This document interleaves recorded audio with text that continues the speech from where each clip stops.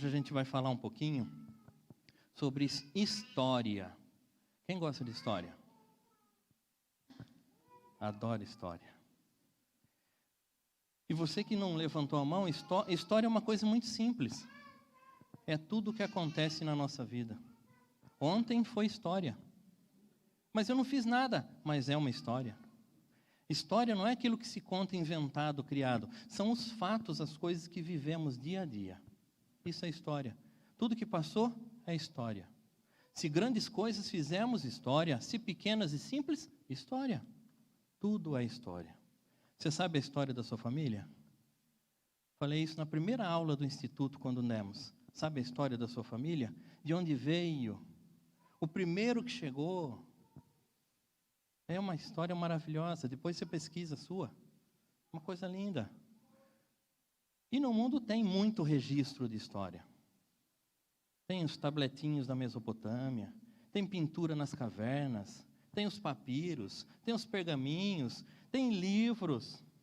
E hoje a gente vai falar sobre o maior de todos os registros de história.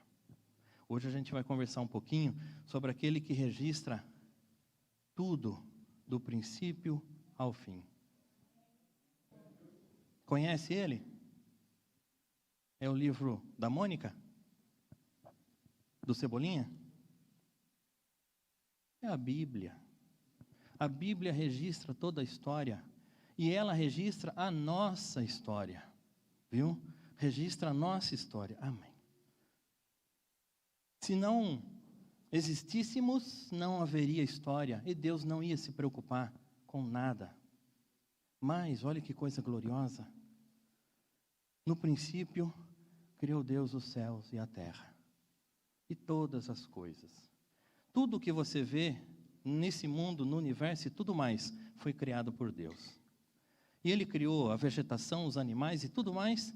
Criou todas as coisas perfeitas, funcionando de forma perfeita, ligadas em harmonia. Uma coisa gloriosa, maravilhosa. E aí, Deus criou o homem e a mulher, sua imagem e semelhança. Tudo foi criado por nós e para nós. Você entende isso? Porque se Deus não nos quisesse, Ele não precisava criar nada. Ele já estava lá no céu. Ele não precisava disso. Ele criou tudo isso para nós e nos entregou. E lá no Jardim do Éden, era uma coisa maravilhosa. Se você não leu, leia. Glorioso. Tudo perfeito, tudo, volta a falar, em harmonia.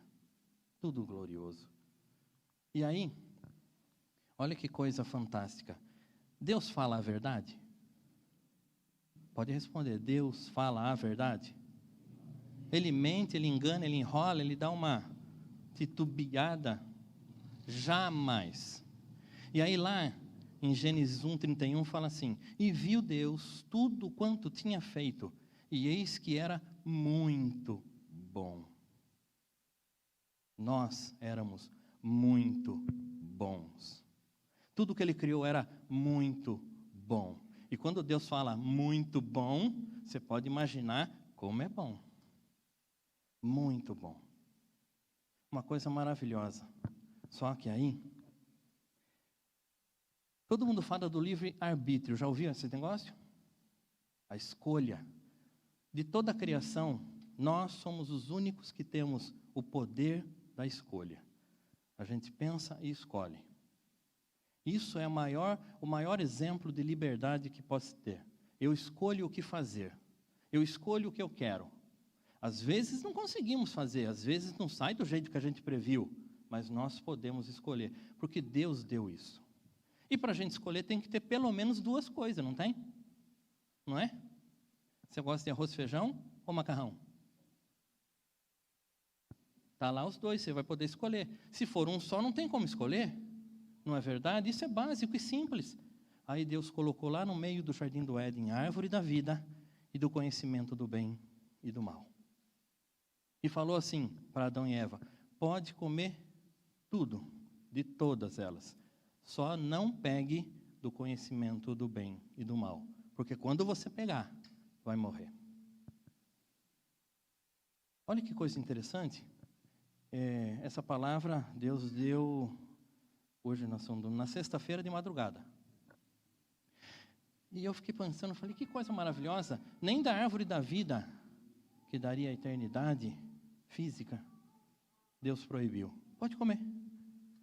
Pode viver eternamente. Esse era o plano, esse era o projeto de Deus. Ele só falou assim, não pegue da árvore do conhecimento do bem e do mal. E aí todo mundo fala assim, ó, eu já ouvi. Mas por que Deus colocou esse negócio lá? Ele não podia ter tirado, não podia nem ter colocado, não é verdade? E como é que a gente ia exercer o poder e a liberdade de escolha sem? Fala para mim. Se não tem como escolher, não, eu quero obedecer a Deus. Deixa essa árvore aí, ó. Deixa aí. Mas ela está lá, para quem escolher pegar. Senão não tinha. Nós seríamos, se continuasse assim, sem a escolha, nós seríamos como robozinho. Vai para lá, vai para cá, anda, limpa, volta, viu? Mas Deus queria gente, filhos que pensam. E aí depois a gente vai chegar. E aí, triste. A serpente chegou para Eva e falou, não foi assim que Deus falou? Olha, pode comer de tudo. Foi, só não pode comer daquela árvore ali. Não, pode comer sim. Sabe por que ele falou isso? Porque quando você comer, você vai ser igual a ele, conhecendo o bem e o mal. E aí ela olhou, todo mundo fala da maçã, ninguém sabe qual foi. Pode ser uma banana, um abacaxi, não interessa, de repente nem fruta que a gente conhece nem existe mais, com tanta mudança climática, aquela história toda que a gente fala. Não sei, ninguém sabe, isso não é o importante, não é o detalhe que interessa, não é isso que nós precisamos saber, é aquele detalhe, nós vamos ficar discutindo uma coisa que não tem nada a ver e não faz diferença, nem para nós e nem para Deus. A diferença é, Eva pegou, comeu e deu para Adão e comeu. Nós temos notícia de guerras, né?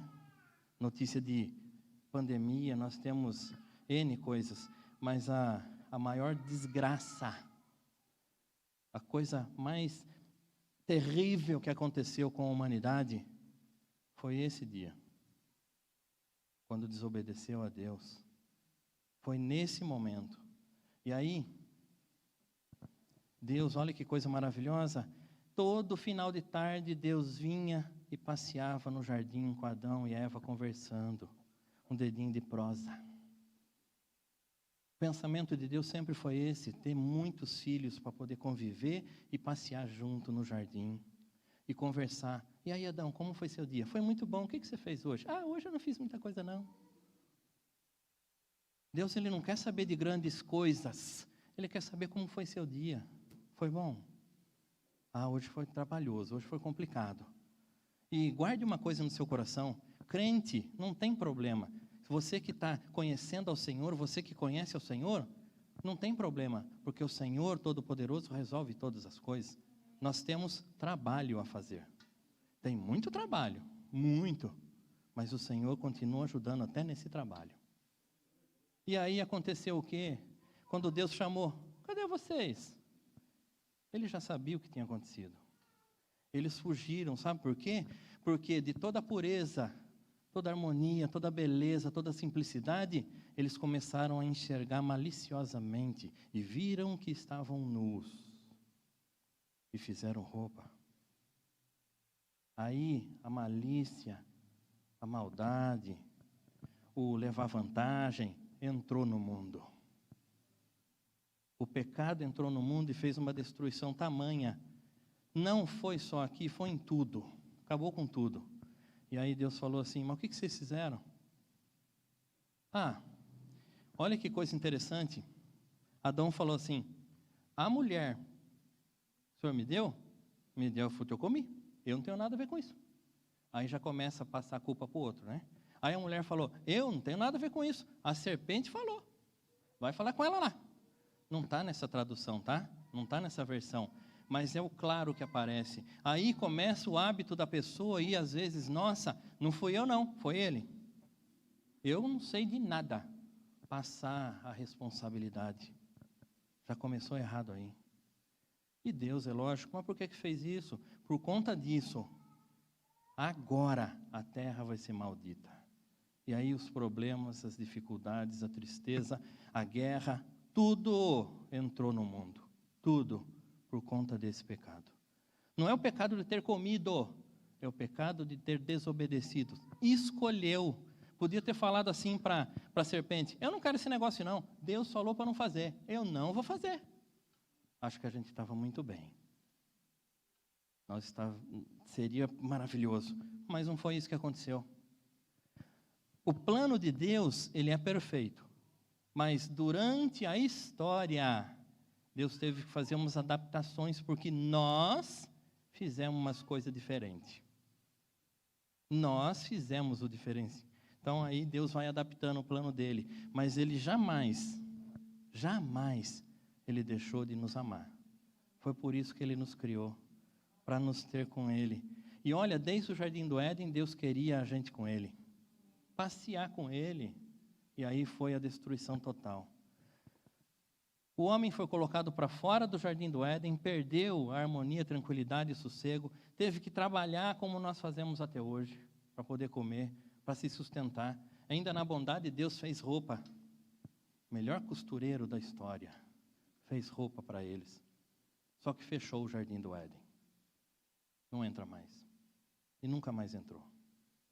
Fora disso, para comprovar que realmente a desgraça e a maldade e a destruição chegou no mundo, Adão e Eva tiveram filhos, e assim, por ira, por inveja, Caim matou Abel. A primeira morte, a primeira destruição, o primeiro homicídio, só para provar que o homem não tem amor mais, o homem não tem mais paz, não tem mais tranquilidade, não tem mais compaixão, não tem mais, e isso a gente vê espalhado. Tem programas que falam de crimes. Não assista não, não vê isso aí não precisa, é deprimente, acaba com o seu bom ânimo, e põe até em dúvida se Deus está cuidando das coisas ou não. Mas é uma escolha. Quem faz o mal, escolhe fazer o mal. Quem faz o bem, escolhe fazer o bem. Porque Deus deu essa autoridade, esse poder para todos nós. E continua, e não retirou isso, tá?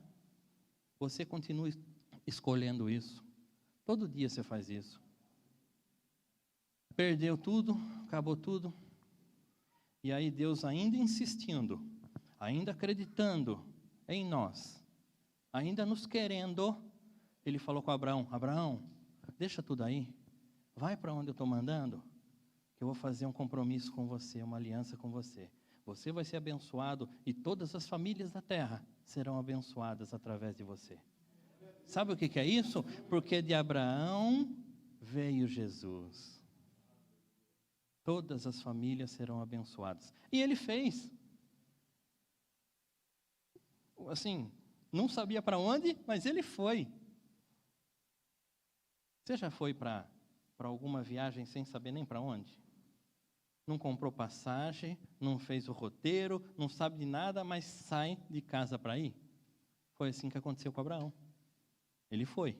E Deus abençoou. E Deus cuidou. Porque o plano de Deus era ter todos nós com Ele. Sempre foi. Sempre foi. Só que por causa do tropeço, aconteceu tudo isso. E aí veio Abraão, Isaac, Jacó, que teve o nome mudado para Israel. E de Israel nasceram as 12 tribos, que é o povo de Deus. Ah, que coisa maravilhosa. E o povo de Deus ia crescendo. E os filhos de Deus iam crescendo. Ia crescendo. Alguns escolhiam uma coisa, outros escolhiam outra, né? E aí, ainda que todos filhos de Deus, todos servos de Deus, todos conhecendo a Deus, os irmãos de José catam ele por inveja e ciúme e vendem ele. Vendem como escravo. E fala para o pai: morreu. Morreu.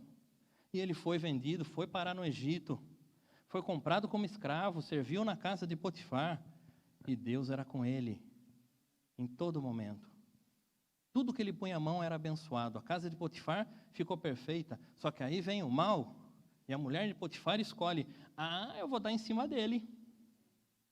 e ele integrou como todo servo de Deus tem que ser, não quero. Não quero. Saiu fugido, só que a história contada foi outra. Olha, ele me atacou, ele só fugiu porque chegou alguém. Foi parar na prisão. Naquela época não tinha julgamento, tá? Era assim, ó, vai para a cadeia. E ia. Aí você imagina, eu falo sempre, um escravo prisioneiro. Ele não existia, ele não era nada. Escravo já não tinha valor nenhum. Imagine um escravo prisioneiro, ele era menos que nada. Mas ainda assim, lá na prisão, Deus estava com ele. Porque tem um projeto, um plano que Deus tinha na história toda. E quando na sua vida acontecem coisas, se você colocou a sua vida para Deus, se você entregou o seu viver ao Senhor, às vezes acontecem umas coisas estranhas. Mas se você deixou Deus controlar, todas as coisas se encaminham. Viu? Tudo. O projeto, o plano de Deus nessa história toda, a gente vai chegar agora. Na cadeia, ele foi com destaque. O carcereiro está aí, cuida aí. E ele ficou cuidando da cadeia. Olha que coisa doida. Ele não era egípcio. Ele era desconhecido, escravo, vendido. Está aí, cuida aí. E Deus era com ele e cuidou. Aí veio o sonho do faraó. Todo mundo lembra dessa passagem? Já teve filme, desenho, novela, tudo mais. Ele interpretou e foi colocado como governador do Egito. A maior potência daquela época, ele era o segundo homem no poder. E o faraó falou assim, ó, quando eu não tiver, é você. E como ele cuidava muito bem, o faraó nem apareceu mais. Se você ler, o faraó não fala mais nada. E aí ele pôs o plano que foi revelado por Deus em prática. Olha, 7 anos de fartura e 7 anos de fome. Todo mundo lembra disso? E ele juntou. E olha que coisa incrível. A família dele que estava lá começou a passar fome porque a seca pegou em todo mundo. Ó, no Egito tem comida. Ficamos sabendo que lá, aí vai para lá. Ele reconhece, aí nós sabemos toda a história. Por fim, olha o que Deus fez. Querendo todos nós com ele, ele falou assim, ó, traz todo mundo para o Egito. José trouxe a família inteira para o Egito. Todo mundo foi, teve casa, comida e ficou tranquilo. Deus continuou cuidando. Só que aí a história passa, né? A história é uma coisa dinâmica. É o que eu falei, ontem foi história, hoje é história. Quando nós levantamos hoje, que hora você levantou hoje? Não precisa falar. Já é história. Hoje eu fui na feira, logo cedo. Já é história. Já passou. José morreu, outro faraó levantou no poder, e assim foi indo, foi indo. Ele não conhecia José e nem as obras de José, e nem o que José tinha feito. O que ele pegou? Nós vamos escravizar esses estrangeiros aí, ó. Põe tudo para trabalhar, tudo escravo, não serve para nada. Tudo escravo. Ele não conhecia a história, não conhecia nada. E foi preso. Todo mundo. E ficou servindo e construindo e pisando barro. Todo mundo sabe essa história? Pois é. Aí, depois de muito tempo, nasce Moisés. Judeu. Era só mais um. Só que Deus tinha um plano. Tinha uma história para ele. Os recém-nascidos estavam sendo sacrificados e a mãe dele separou, escondeu ele até o máximo que pôde. Mas quando ele começou a crescer e fazer barulho, aí ela colocou ele num barquinho e soltou no Nilo. E olha que coisa, foi achada pela filha do faraó. Então ele foi criado como neto do faraó, rei do Egito. Teve toda a educação da corte do faraó, teve todo o preparo, instruído, tinha autoridade, porque era neto do faraó, só que era judeu. Com 40 anos, ele mata um egípcio, protegendo o judeu. E aí, depois, numa briga entre judeus, ele fala assim, mas por que vocês estão brigando? Vira para ele assim, ué, e aí, você vai me matar também igual fez com o outro? E ele percebe que o crime dele vai ser exposto. Ele foge e passa mais 40 anos cuidando de cabra, do genro dele, do sogro dele, Jétro. 40 anos. Com 80 anos, Deus chama ele, através de uma sarça que pegou fogo e não queimava. Negócio esquisito é esse? E ele foi lá ver. E Deus falou com ele: Moisés, eu não vou falar da sandália, todo mundo já sabe essa parte. Vai lá no Egito e libera o meu povo. Eu? Mas quem sou eu? Com 80 anos, tá? Então não pense que você com idade de experiência, você não... A sociedade fala: não, você não serve para mais nada. Deus não tem esse limite não, tá? Só deixa Deus trabalhar. Só deixa Deus usar você. O único limite de Deus é quando nós falamos assim: Deus, eu não quero nada, eu não quero fazer nada, eu não quero nada, tá? Aí ele para. Porque ele respeita a sua escolha. Amém? E aí continua, vamos lá. Ah, meu pai, volta para o Egito de novo. E aí vem as pragas. Todo mundo conhece as pragas? Eu não posso falar que o negócio é extraordinário, mas é. É extraordinário. Só que o povo de Deus não sofria aquilo. Nenhuma delas. Só os egípcios. Para apertar o faraó, para falar assim, ó, libera o meu povo, libera o meu povo. Não, não, não. Libera o meu povo, não. E aí foi ficando ruim. Até que chegou na última. A morte de todo o primogênito. Lembra disso? Sacrifica um cordeiro perfeito e passa o sangue dele em volta da porta para que o anjo da morte passe e olhe assim: esse tem compromisso com Deus. Aqui eu não posso chegar. E ele passou, só que o Egito sofreu. E por causa da tristeza, da perda, o faraó falou: vai embora logo. Tanto é que se você ler, os egípcios deram até o ouro e deram: ó, vai embora. Os donos de escravos, está aqui, ó, leva, vai embora, sai fora, porque morreu todo mundo primogênito. De novo, a mais idoso. Era o primeiro? Foi. E eles foram embora. E foram no deserto, e todo mundo sabe. E aí Josué substituiu Moisés. E Deus falou: olha, eu sou contigo, tá? Vai, esforça-te, vai. E aí o povo de Deus foi vencendo, ia conquistando, e estava tomando posse da terra prometida. Todo mundo sabe o que é a terra prometida? Todo mundo sabe, né? Então vamos lá. E aí pegou e tomou posse de tudo, e se instalou. O povo de Deus estava cumprindo a história que Deus tinha programado para ele. Só que tinha no meio do caminho aquele monte de coisa, né? E aí vieram os juízes, que depois você lê. Eles aplicavam a lei de Deus, eles ensinavam e resolviam as pendências. Tá bom, beleza? Aí o povo falou assim, ó: todo mundo em nossa volta tem um rei. Aí nós também quer. Foi quase a escolha da maçã. Quase. Porque quem era rei era o Senhor. E ele falou assim: peraí, mas vocês querem um rei? Nós queremos um rei. Mas o rei vai cobrar imposto, nós queremos um rei. Mas o rei vai chamar seu filho para ir para a guerra, nós queremos um rei. Você quer um rei? Quero. Então, um rei. Sabe igual criança? Ó, o limão é azedo, eu quero limão. Limão é azedo, eu quero limão. Experimenta o limão. Aí a cara faz assim, mas fique à vontade. Deus respeitou de novo a escolha. E aconteceu tudo isso daí. O que foi que aconteceu depois na história? Um rei bom, um rei ruim. Um rei bom, um rei ruim. E assim foi. O rei bom levava o povo perto de Deus. O seguinte ruim mandava o povo para longe de Deus. E Deus continuava querendo todos nós com Ele. Olha que história. Oh, meu Deus do céu.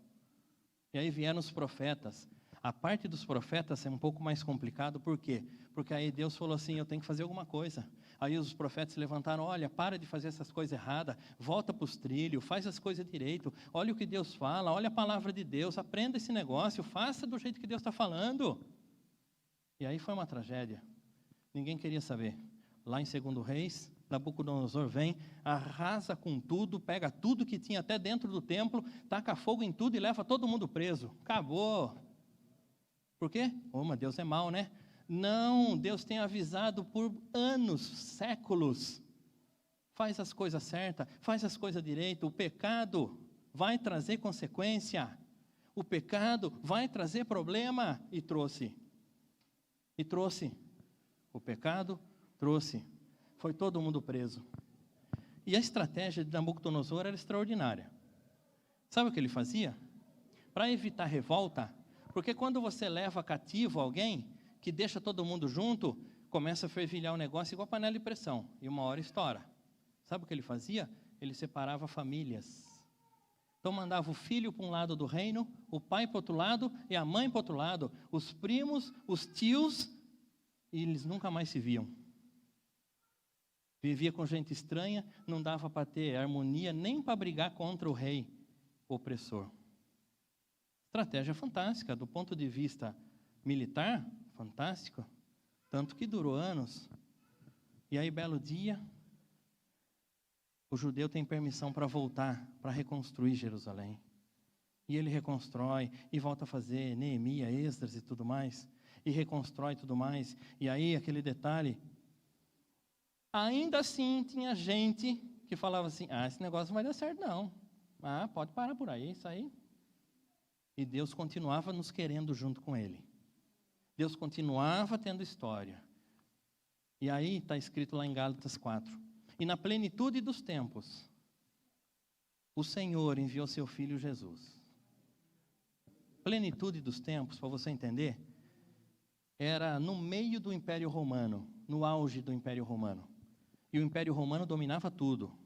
A Europa, norte da África, parte da Ásia. Era imenso. O Império Romano era imenso.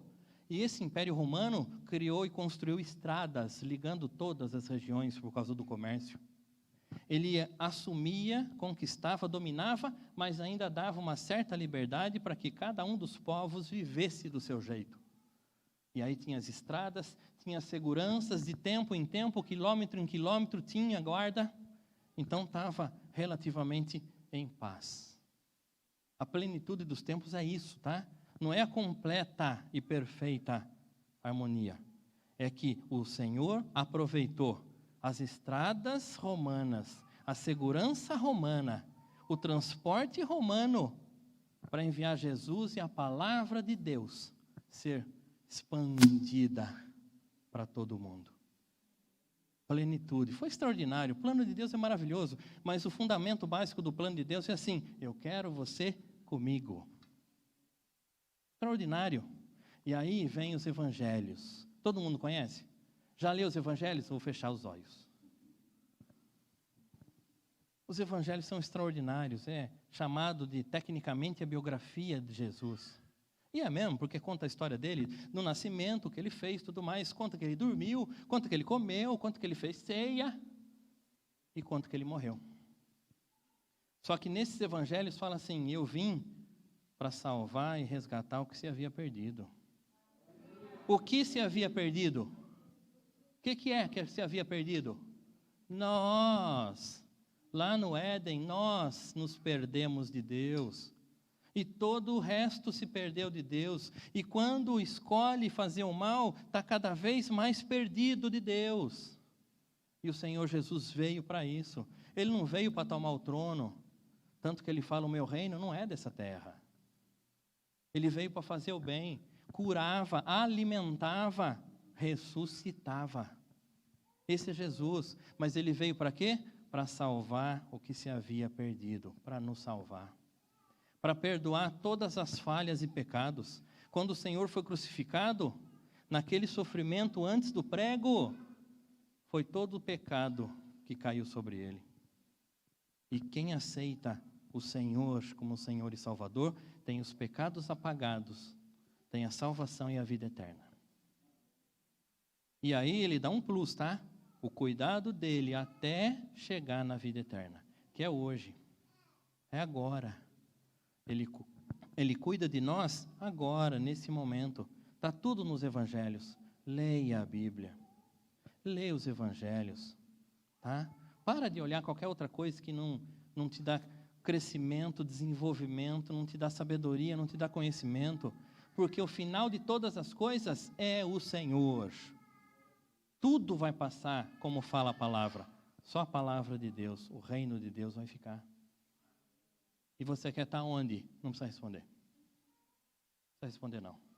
E aí, quando o Senhor Jesus subiu ao céu, depois que ressuscitou, porque a palavra nos profetas falou assim: ele não vai ficar e continuar morto.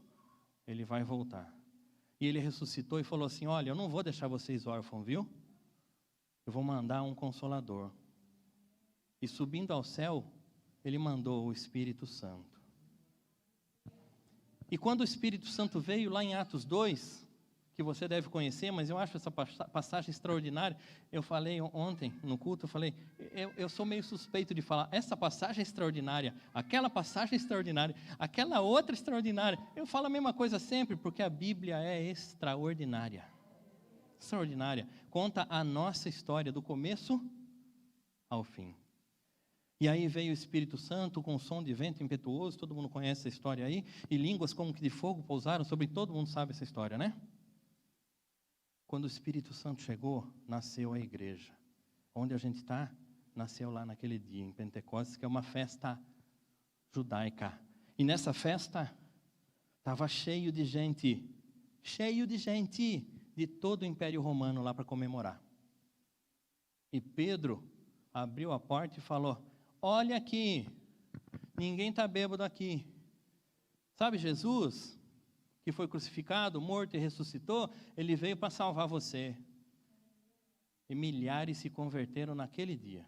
E a igreja começou a crescer, e não parou mais, e hoje nós estamos aqui, por causa disso.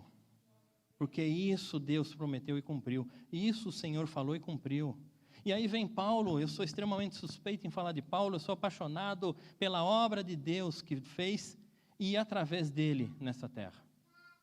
Nós cremos no Senhor porque Paulo escolheu pregar para quem não era judeu. E aí chegou em nós. E nós conhecemos agora que Jesus morreu por nós para nos salvar. Porque o plano original de Deus era nos ter com Ele. E Jesus fala assim: aonde eu estiver, eu quero que você esteja também. E onde Jesus está? No céu. Onde não há lágrima, nem choro, nem pranto, nem dor, nem doença, nem enfermidade, nem problema, nem dificuldade.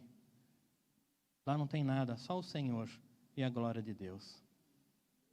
Foi para isso, para quê? Para nos ter de volta, para viver e conviver conosco. Isso por amor. E o Evangelho fala assim: Deus amou o mundo de tal maneira. É uma maneira que não tem nem como descrever, porque está escrito lá, de tal maneira, uma maneira assim, absurda, que entregou Jesus para nos salvar. Absurda, porque Ele quer o seu bem e Ele quer você com Ele. O único Deus, existem deuses gregos, romanos, indianos e tantos outros, mas o único Deus que quer todos nós com Ele é o Senhor Deus Todo-Poderoso. E Ele quer aonde? Junto com Ele, onde Ele mora. Isso é inacreditável. Eu faço sempre uma comparação. Vai ver se você consegue ir lá na casa do prefeito almoçar hoje.